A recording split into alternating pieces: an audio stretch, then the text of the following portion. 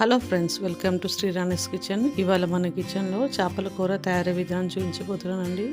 ఎప్పుడు చేసుకుని చేపల కూర కాకుండా ఒకసారి నేను చూపించి చేపల కూర ట్రై చేయండి. టేస్ట్ చాలా అద్భుతంగా ఉంటుంది. చేపల కూర రుచిగా రావాలంటే చేపలు ఫ్రెష్గా ఉండాలి. నీసు వాసన రాకుండా ఉంటే టేస్ట్ చాలా బాగుంటుంది. చూడండి, చేపల్ని ఇలా శుభ్రంగా కడిగిన తర్వాత దొడ్డుప్పు నిమ్మరసం వేసి చేప ముక్కలకు బాగా పట్టించి 2 నిమిషాలు ఉంచిన తర్వాత శుభ్రంగా కడుక్కోవాలి. అప్పుడే చేప ముక్కల నుండి నీసు వాసన రాదు. ఇలా శుభ్రం చేసుకుని చేప ముక్కల్ని పక్కన ఉంచండి. ఇప్పుడు చేపల కూరకు మసాలా పొడి తయారు చేసుకోవాలి.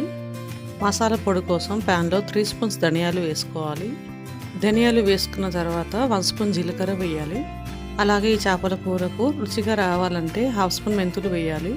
మెంతులు వేయడం వలన చేపల కూర చాలా రుచిగా కమ్మగా ఉంటుంది. ఇప్పుడు ఈ మసాలా దినుసుల్ని లో ఫ్లేమ్లో ఫ్రై చేయాలి.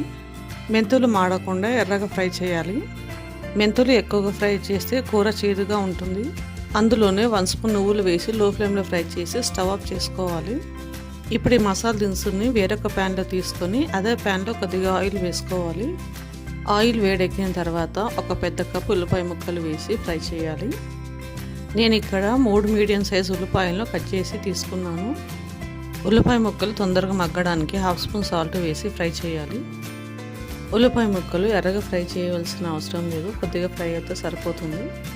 చూడండి, ఉల్లిపాయలు ఇలా ఫ్రై అయిన తర్వాత 15 నుంచి 20 వెల్లుల్లిపాయలు వేసి ఫ్రై చేయాలి. ఈ వెల్లుల్లి వేయడం వలన చేపల కూర చాలా ఘాటుగా రుచిగా ఉంటుంది. ఇష్టం లేని వాళ్ళు కొద్దిగా తగ్గించి వేసుకోండి. ఇలా చల్లారిన తర్వాత మెత్తని పేస్ట్ చేసుకోండి. చేపల కర్రీ కోసం 2 టేబుల్ స్పూన్స్ ఆయిల్ వేసాను. ఈ ఆయిల్ చేపల వేపుడు చేసుకున్న తర్వాత వచ్చిన ఆయిల్ వేసి కర్రీ చేశాను. చేపల కూర కన్నా ముందు చేపల వేపుడు కంపల్సరీ చేస్తాను. అదే ఆయిల్లో చేపల కర్రీ చేస్తాను. చేపల వేపుడు చక్కగా వచ్చిందో బయట క్రిస్పీగా లోపల సాఫ్ట్గా ఉంటుంది. ఈ చేపల వేపుడు వీడియో ఛానల్లో ఉంది, చూడండి. ఇలా వేడెక్కిన ఆయిల్లో ముందుగా మిక్సీ పట్టుకునే ఆనియన్ పేస్ట్ వేసి లో ఫ్లేమ్లో ఫ్రై చేయాలి. ఈ ఆనియన్ పేస్ట్ నుంచి ఆయిల్ సపరేట్ అయ్యేంత వరకు లో ఫ్లేమ్లో 2-3 నిమిషాలు ఫ్రై చేయాలి. చూడండి, ఇలా ఆయిల్ సపరేట్ అయ్యేంత వరకు ఫ్రై చేసుకున్న తర్వాత ఇప్పుడు ఇందులో 1/2 స్పూన్ పసుపు వేయాలి. ఆ తర్వాత తాజాగా పేస్ట్ చేసుకున్న అల్లం వెల్లుల్లి పేస్ట్ వేసి అల్లం వెల్లుల్లి పేస్ట్ నుంచి పచ్చివాసన పోయేంత వరకు లో ఫ్లేమ్లో ఫ్రై చేయాలి. ఇప్పుడు ఇందులో 2 స్పూన్స్ కారం వేయాలి. కారం తక్కువ తినేవాళ్ళు కొద్దిగా తగ్గించి వేసుకోండి. అలాగే అందులోనే 1/2 స్పూన్ సాల్ట్ వేసి ఉప్పు కారం బాగా కలిసేలాగా 2 మినిట్స్ లో ఫ్లేమ్లో ఫ్రై చేయండి. ఇలా 2 మినిట్స్ ఫ్రై చేసుకున్న తర్వాత చూడండి, ఆయిల్ సెపరేట్ అవుతుంది. ఇప్పుడు ఇందులో ఒక పెద్ద కప్పు చింతపండు రసం వేసుకోవాలి. నేను ఇక్కడ చింతపండు రసం చాలా చిక్కగా తీసుకున్నాను. ఇప్పుడు ఈ చింతపండు రసం బాగా కర్రీలో కలిసేలాగా కలుపుకోండి. ఇలా ఒకసారి బాగా కలుపుకున్న తర్వాత మనం ముందుగా మిక్సీ పట్టుకున్న మసాలా పౌడర్ ఉంది కదండి, ఈ కర్రీలో వేసుకోండి. ఈ మసాలా పొడి పులుసులో కలిసిపోయేంత వరకు కలుపుకోండి. ఇలా కలుపుకున్న తర్వాత కర్రీని రుచి చూసుకోండి. నాకు పుల్లగా అనిపించింది, అందుకు 1 కప్పు వాటర్ వేసాను. ఇప్పుడు ఈ పులుసులో మీ రుచికి సరిపడా సాల్ట్ వేసి కలపండి. ఈ చేపల కర్రీ గ్రేవీ కొద్దిగా చిక్కగా అవ్వడానికి నేను ఇక్కడ 2 స్పూన్స్ ఎండు కొబ్బరి పొడి వేసాను.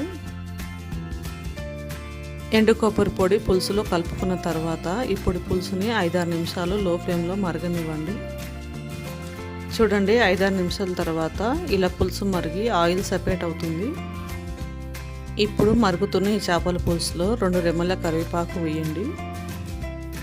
తాజాగా ఉన్న కరివేపాకు వేయండి. చేపల కూర చాలా రుచిగా ఉంటుంది. కరివేపాకు వేసిన తర్వాత ఇప్పుడు ఇందులో కొద్దిగా పుదీనాను వేసుకోండి. అలాగే ఈ చేపల పులుసు మంచిగా రుచిగా ఉండడానికి చేపల మసాలా పొడి వేయండి. నేను ఇక్కడ ఈస్టర్న్ చేపల పులుసు పొడి వేశాను. ఈ మసాలా పొడి చక్కగా పులుసులో కలిసిపోయేంత వరకు 2 నిమిషాలు లో ఫ్లేమ్లో ఉడకనివ్వండి. చూడండి, 2 నిమిషాల తర్వాత ఇలా ఆయిల్ సెపరేట్ అవుతుంది. ఇప్పుడు ముందుగా శుభ్రం చేసుకున్న చేప ముక్కలు వేసుకోండి. చేపల పులుసుకు ఇలా వెడల్పుగా ఉన్న గిన్నెను వాడుకోండి. అప్పుడే చేప ముక్కలు విరిగిపోకుండా కర్రీ చాలా రుచిగా ఉంటుంది. ఇలా చేప ముక్కలు అన్నీ వేసుకున్న తర్వాత ఒకసారి కలుపుకోవాలి, మళ్ళీ కలపకూడదు. అలా చేయడం వలన చేప ముక్కలు విరిగిపోయే అవకాశం ఉంటుంది. ఇలా ఒకసారి కలుపుకున్న తర్వాత మూత పెట్టేసి 2 నిమిషాలు లో ఫ్లేమ్లో ఉడకనివ్వండి.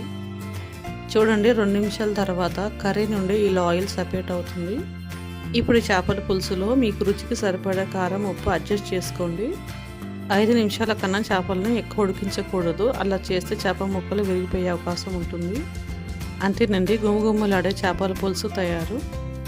ఈ చేపల పులుసు వేడిగా ఉన్న అన్నంలోకైనా బగారాలోకైనా రుచి చాలా బాగుంటుంది. ఈ చేపల పులుసు మీకు నచ్చిందా? ట్రై చేస్తారా? అయితే లైక్ అండ్ సబ్స్క్రైబ్ చేయండి. Thanks for watching.